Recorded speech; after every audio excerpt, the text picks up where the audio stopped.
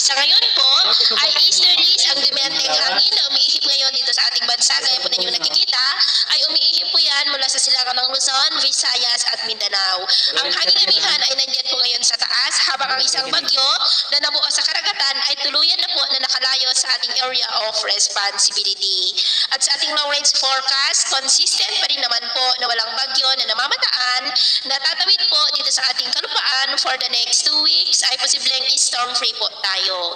At sa lagay ng ating panahon, ngayong hapon ay cloudy skies with isolated rains sa malaking bahagi ng Northern Luzon, ilang bahagi ng Pangasinan, Quezon, Bicol Region, Oriental Mindoro, Palawan, Aklan, Antique, Leyte, Samar Provinces, Canao, Davao Region at Sorsogon. At mamayang gabi, posible pa rin po ang cloudy skies with isolated rains sa may Ilocos Region, ilang bahagi ng Cordillera, Cagayan, Isabela, Quezon, Camarines Provinces, Catanduanes, Samar Provinces, Leyte, Northern Cebu, Davao Region at Sorsogon. Kaya mag-ingat po tayo sa mga banta pa rin ng mga pagbaha at pagguho ng lupa.